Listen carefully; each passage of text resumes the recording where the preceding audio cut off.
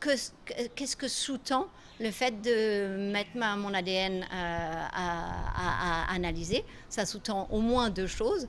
D'une part, effectivement, je me désapproprie désormais de mon ADN. Certains passages de mon ADN sont forcément uniques à moi, puisque enfin, la combinaison est forcément unique à moi, puisque vous n'aviez jamais rencontré quelqu'un comme moi. J'ai pas encore été cloné. Et vous n'avez pas été encore cloné, ça vous savez à quel point j'en ai aussi parlé, parce que c'est une menace qui est tout à fait terrifiante et tout à fait actuelle. Et donc, il y a ce niveau où, en fait, effectivement, vous êtes comme dépossédé. Bon, c'est quelque chose qu'on ne maîtrise pas forcément. Et puis, l'autre aspect, c'est de se dire, mais finalement, jusqu'à présent, je vivais en pensant que je n'étais pas malade. Et puis, je découvre que je suis mutant pour un certain nombre de gènes et que je risque de devenir malade. Et donc, mon quotidien devient plombé, devient gâché, parce que tout le temps, je me dis, oh, je suis en train de devenir malade. Oh, ça y est, je sens, c'est en train de venir. Et vous voyez comment cette liberté qui est inaliénable, de dire j'ai la possibilité d'aller faire un test. Si on n'informe pas les gens de tout ce que ça peut représenter, c'est une forme de trahison. C'est-à-dire qu'en fait, ils consomment quelque chose qu'ils n'avaient même pas anticipé. Ils consomment le fait que leur ADN sera désormais dans des ordinateurs sur lesquels ils ont perdu la main. Et l'autre aspect, ils sont amenés à avoir des informations que finalement, ils n'avaient peut-être pas du tout choisi d'avoir. Mais comment expliquez-vous, en France, il y a des gens qui réfléchissent un petit peu. Enfin, on a tous quelques neurones, on a tous la possibilité de se renseigner. Et c'est vrai que c'est quand même saisissant de voir que...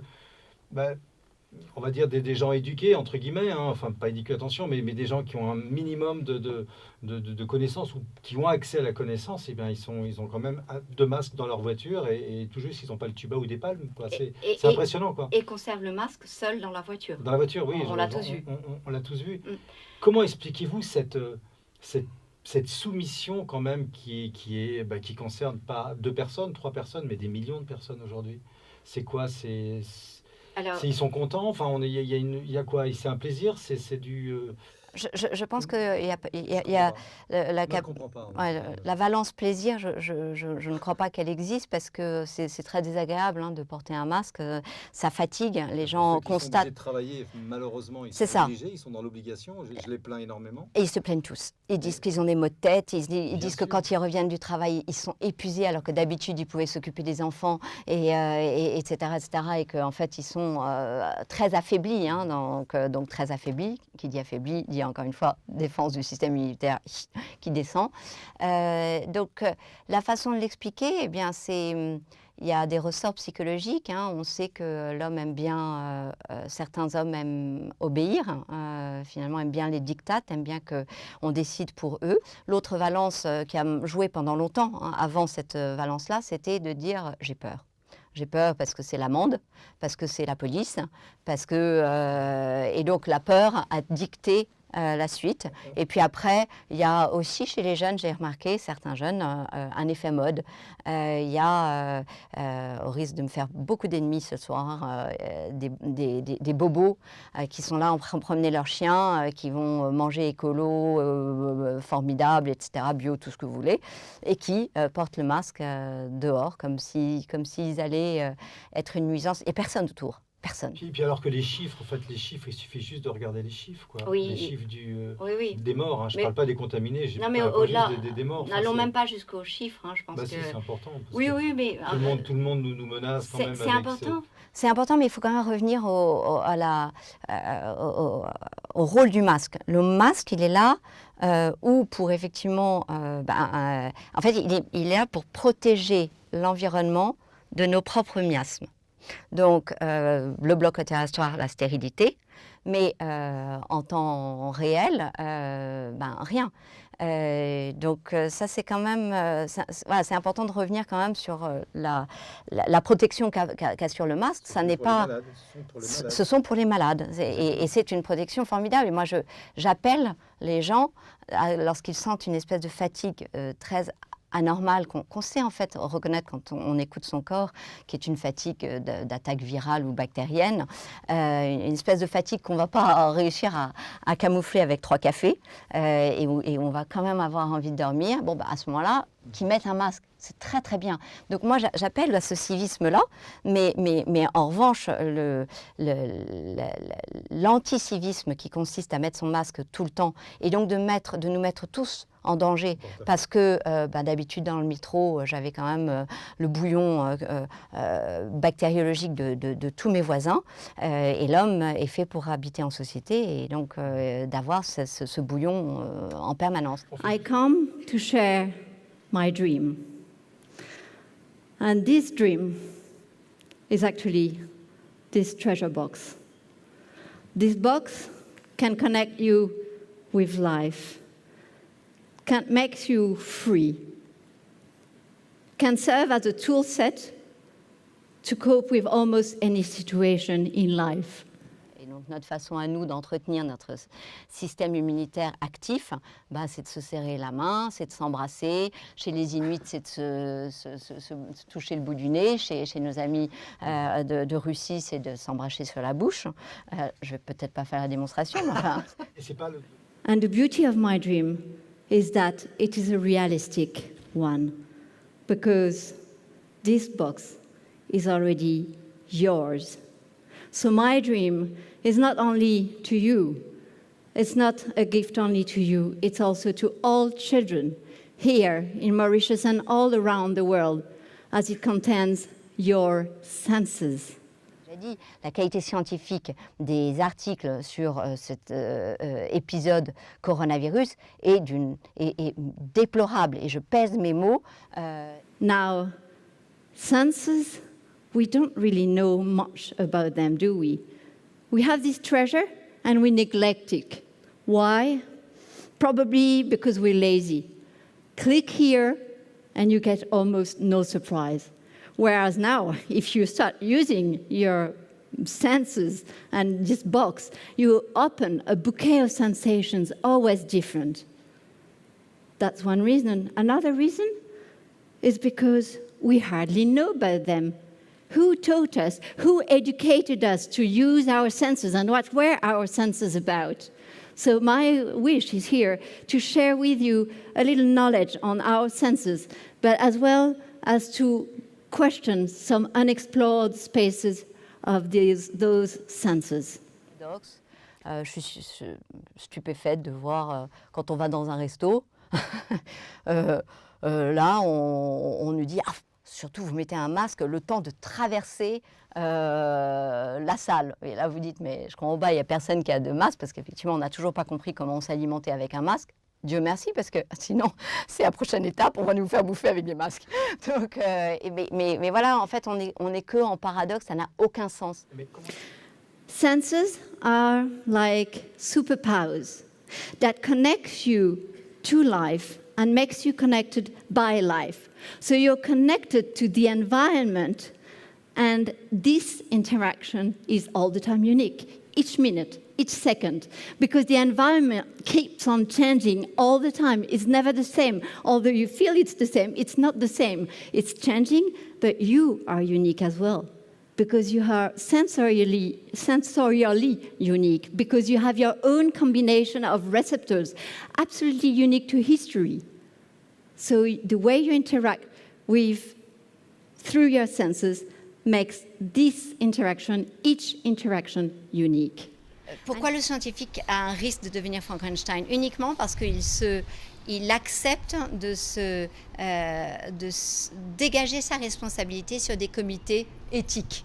Alors c'est paradoxal, vous allez dire, parce que je dis qu'il faut un comité consultatif d'éthique, mais d'un autre côté, je dis que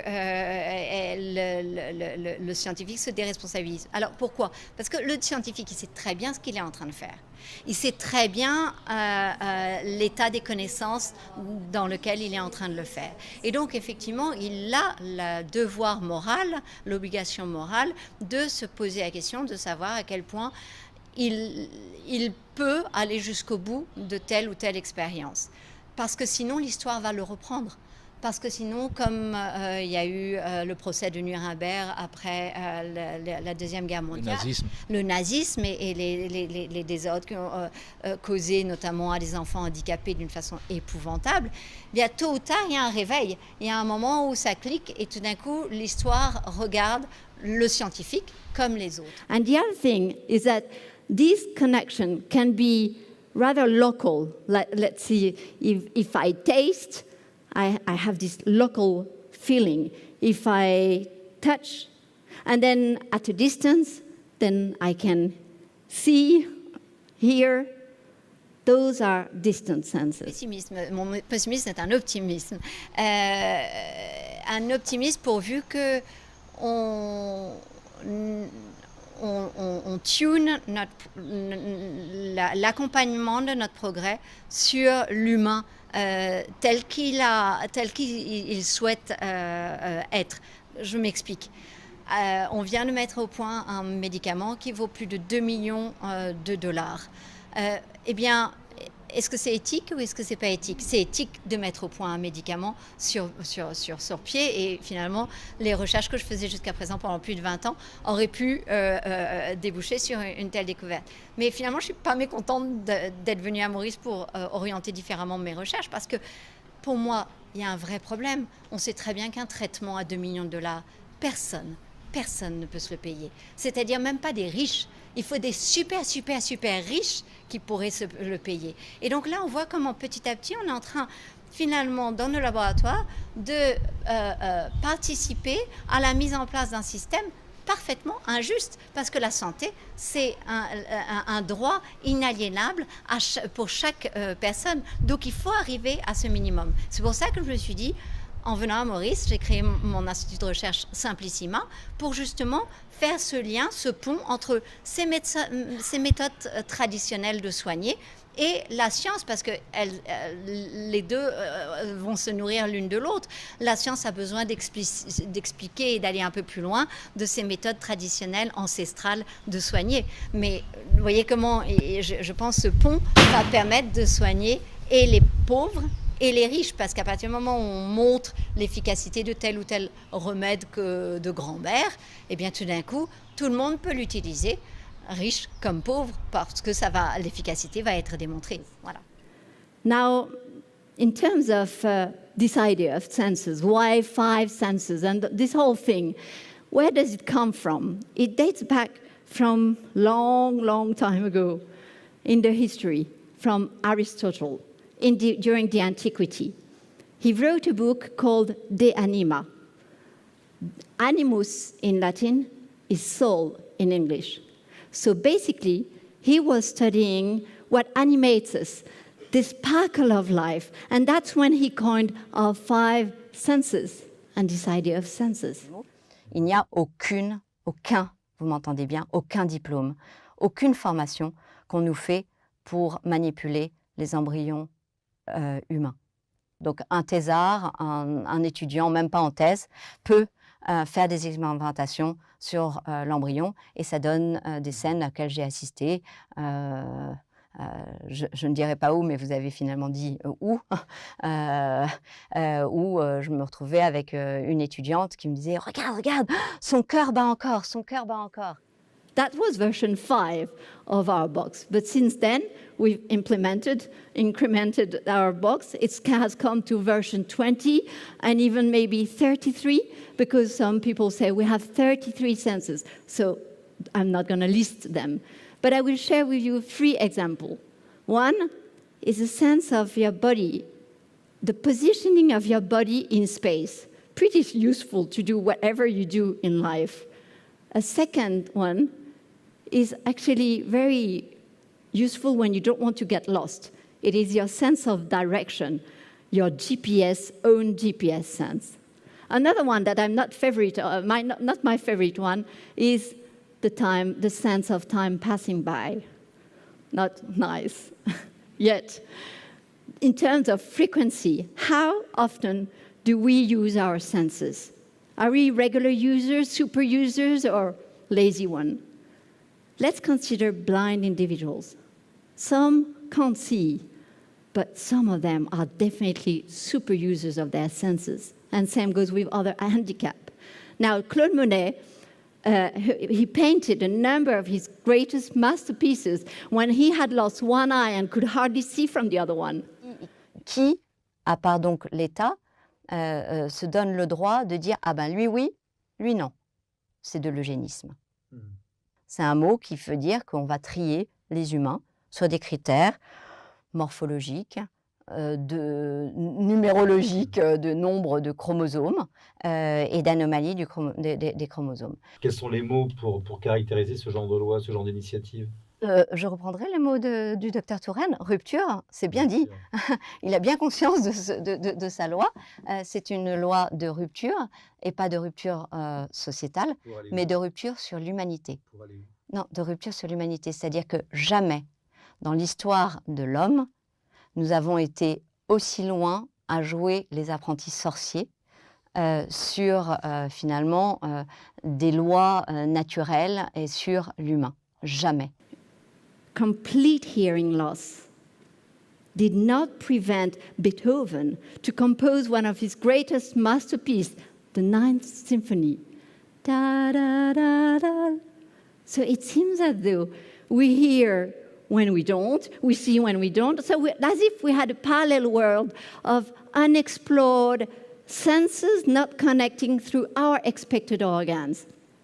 That's something that is also interesting. There may be two reasons for that. One is probably because, after all, we are building up our senses using a combination of our memory and our imagination. That could be. Another possibility is that, after all, we don't know. It's an unexplored area of our box. Let's consider the first hypothesis. But on this one, I need you to engage with me on a common sensorial experience.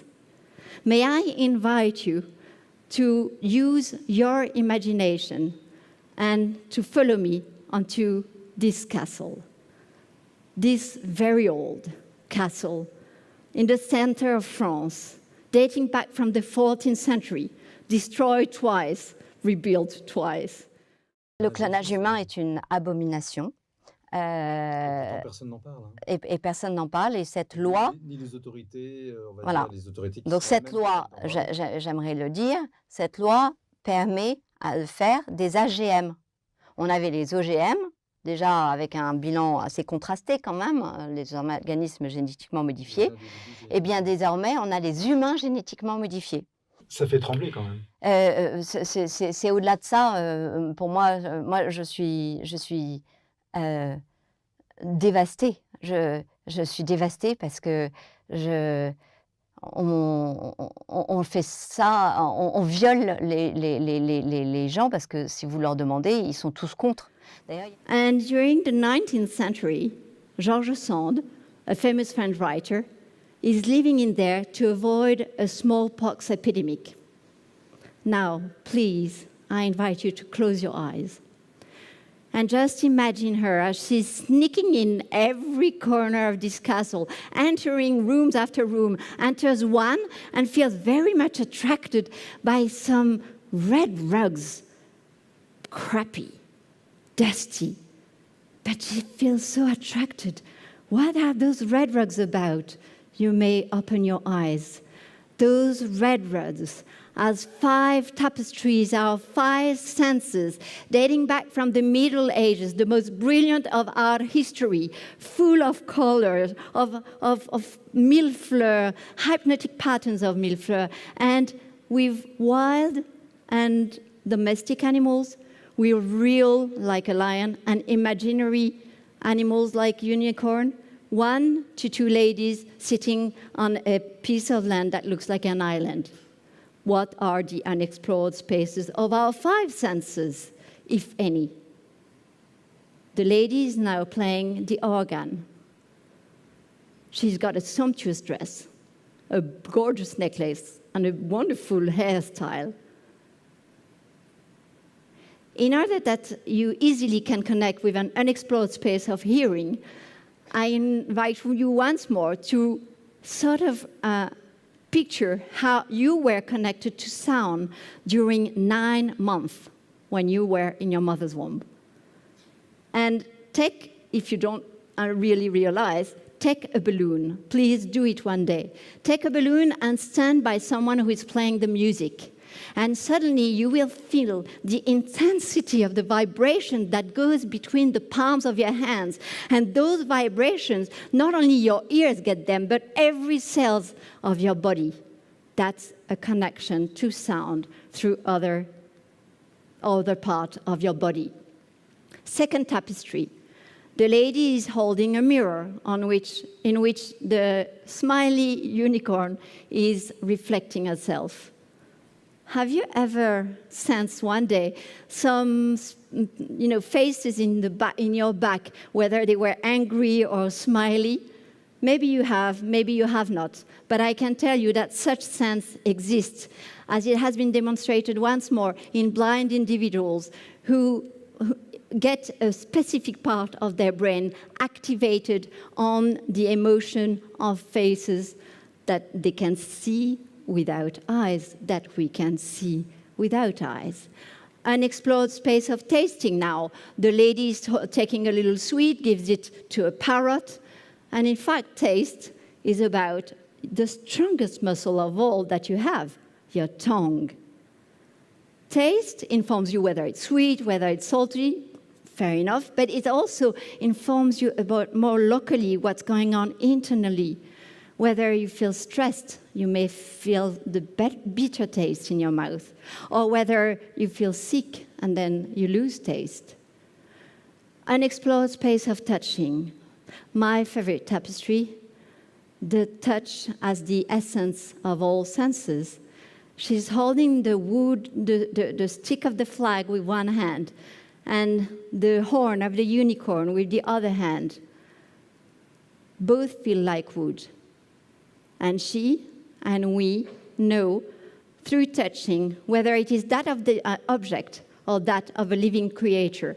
Because touch teaches you life. Touch is really informative to the communication on life. Another one, smelling. Full of flowers, and a little monkey next to the lady smelling a rose. Charming. And also puzzling, because people keep on saying that animals are better than us at smelling. Don't we hear it all the time? Don't we think it ourselves? But this is wrong. This is again because we're not taught. You and I can discriminate over 1 trillion smells. That's quite impressive. That's who we are. And not only that, but we have to understand how this can be. And this can go through weak smells. Take 30 women. 15 never had a baby. 15 already had a baby. You expose them to a scent that they don't know of. But they all describe it as weak, unfamiliar, mildly pleasant. And in their brain, they get a reward circuitry activated. All 30 women get this reward. On what scent is it? Because it is mildly pleasant. Because it is the scent of a 2-day-old baby. The power of caring through weak smells. And if you shake hands with a stranger, you will smell your hand unconsciously. The power of caring through smells. That's quite impressive after, exploring unexplored spaces of only 5 senses. Now, it is believed that we have a 6th sense, that the 6th sense may be actually more important than the other ones. Some people say it is our intuition. Some people don't really know, because in fact there is no such thing as a consensus or as a definition on a 6th sense. And so today, using a combination of art, science, and empirical observation, I will share with you for the very first time what I believe is our 6th sense. Il y a des médecins qui s'insurgent. Le docteur Nogier a fait quand même signer 2000 médecins en disant c'est éminemment dangereux. Il y a l'Académie de médecine qui s'est exprimée très clairement contre. Et cette loi, enfin, fait passer en l'habillant, parce que là, c'est vraiment franchement, on joue sur les mots, acte la GPA. la gestation pour autrui. Donc, pourquoi je dis ça? Je sais parfaitement ce que je dis, ça n'a rien de politique, parce que certains Donc, croient. le GPA est autorisé aujourd'hui. Bah, Va être c'est-à-dire autorisé qu'à grâce partir à du la- moment, bah oui, parce qu'à partir du moment où cette loi a dit un GPA conçu à l'étranger est inscrit à l'état civil français. Deuxième mesure, dans un couple de femmes homosexuelles, on peut effectivement décider du portage de l'embryon par l'autre, donc de son propre ovocyte finalement, par l'autre. Donc on est bien en train d'entériner totalement la gestation pour autrui. Donc il ne faut pas me raconter des... Enfin, on peut Donc, c'est peut-être des raconter ça. Ouais. À mon avis, ils racontent ça à des parlementaires qui ne comprennent pas tout dans le détail. Donc, And vous voyez, its organ. But first, let me explain how I picture this whole cartoon of senses. They can either be felt at a distance or locally. Now, if the signal is chemical, at a distance, you smell. Locally, you taste. If the signal is mechanical, at a distance, you hear. Locally, you touch. At a distance, if it is electromagnetic signal, you see. And locally, nothing, empty box. Could it be that there was nothing here, no paired sense, or could it be our missing sense? First piece of the puzzle. Second piece comes from art. Yes, there was a sixth tapestry. But the thing is that this sixth tapestry is a mysterious. And this tapestry helped me a lot to come up with my proposal. So, yes, indeed, we cannot really see anything because it is not relating to any sort of sensorial experience. The lady is standing before a tent. Right. Let's zoom further. Oh my God, what's going on to our lady? Her hair is poorly combed, and she's now returning her jewels into a treasure box. What has the sign of those jewels, of getting rid of their appearance to get to the essential? Let's zoom further. The tent is emblazoned with 3 words, mon seul désir. And suddenly, those 3 words clicked in my mind with the secret, and found an echo with the secret of the Little Prince. On ne voit bien qu'avec le cœur. It is only with the heart that one can see rightly. What is essential is invisible to the eye. Invisible to the eye. An open tent to the invisible. Mon seul désir. Love and beloved. My sole desire. And obviously, the sixth sense is about love. And empirically, we all know that the organ for our love is our heart. Now, through art, we understand that entering this tent is like entering a hosting heart where you get your free will makes you want or not to get rid of the essential, to get in the truth. In the truth of love, not only the romantic love, but the caring love, the love for one another. Now, from science, we know that love is a local sense. That's from this cartoon now. A local sense because, indeed, if I want to love somebody, I need to meet that person in person. And our 2 electromagnetic fields of our 2 hearts get connected then, and only then. That's the way it is. So heart is our utmost sensory organ, and heart is as well our most vital organ, since it is the very first to develop as an embryo and start beating. And will beat till the end of your life, connecting this beat and the rhythm of it to everything that's around you, to the emotion of everyone around you, and to your own emotion. Love, this powerful feeling. Now, those 2, and this actually will take place whether your brain has agreed on that or whether you're conscious or not. But now, if we see the pairing between the sight and the love through electromagnetic signals, we realize that sight means light, when love means glow. The glow of love, the glow of holy people, just as if they emitted light. Light is made of photons. So what would love be made of? My proposal is that love is made of amourons. And amourons emit shining sparkles that are poured as a shower upon the fusion of our parental genomes. And that makes us be alive and stay alive because no one can live without love. And now you understand that this sixth sense is integrating remarkably all the senses. And so you may use it as your intuition, because indeed it will lead you to what is true, far from the appearance, far from any screens, in a reality that matters to be alive. That's our treasure box. And you have it in all your hands now. It is all up to you to make this love fruitful and emit amourons and more amourons and more, or to let it shrink and die. So I prompt you, I invite you so strongly to tell everyone around you that you have this treasure, that you're welcome to open it and to connect yourself to life, to love, to truth. This is my dream for the people here, for all children here and all around the world. This is my dream, my sole desire. Thank you. Professeur Codoriot, quand vous regardez l'état de la société avec cette mascarade, on va dire, avec ce fameux Covid-19, avec cette loi qui arrive à l'Assemblée, qu'est-ce qu'on ressent quand on a passé 30 ans, 20 ans à essayer de comprendre cette merveilleuse miracle qu'est la machine humaine?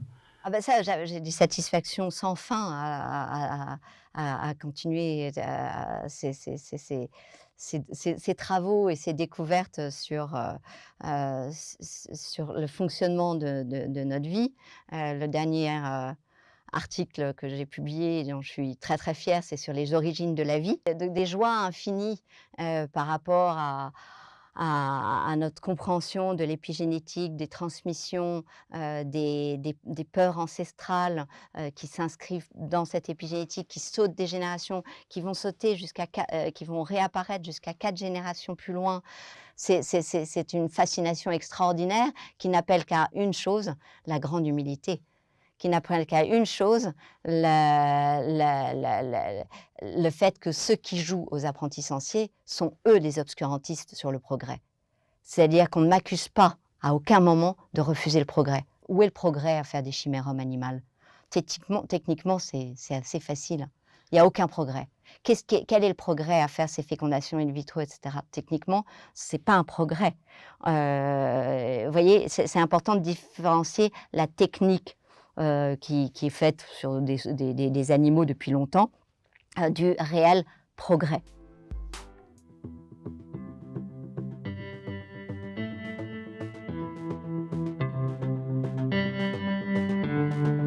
Je n'aurais jamais pu imaginer ce jour dans cette maternité, que le temps allait s'accélérer quand je le voyais gambader sur le ventre tendre de sa mère avec ce malicieux petit air. Je ne cherchais alors qu'à lui plaire et à imaginer son frère, mais jamais je n'aurais pu penser qu'il allait si vite grignoter de son assiette en centimètres. Je devrais le considérer comme un homme ordinaire sur cette planète Terre.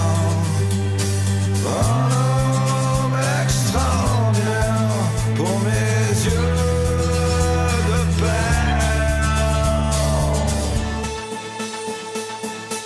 Vite un jour il se mit debout et commença son aventure, explorant un monde à sa taille, curieux en toute désinvolture, sans même comprendre comment il parlait de papa, maman, sans même comprendre pourquoi les adultes le trouvaient charmant. Mais jamais je n'aurais pu penser qu'il allait si vite écouter de ses maîtresses à ses déesses. Je devrais le considérer comme un homme ordinaire sur cette planète Terre.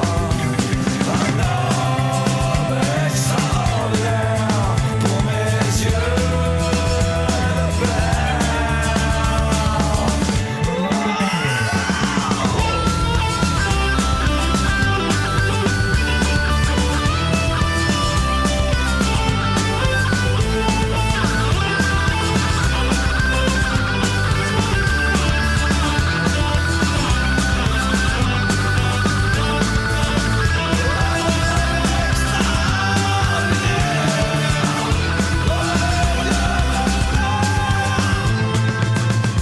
que dicter des équations. On est déjà début juillet, les résultats vont s'enchaîner. Vers quelle vie va-t-il se tourner? De ses échecs à ses victoires, il prend la route de son destin, avec moi dans le lointain, pour toujours lui tendre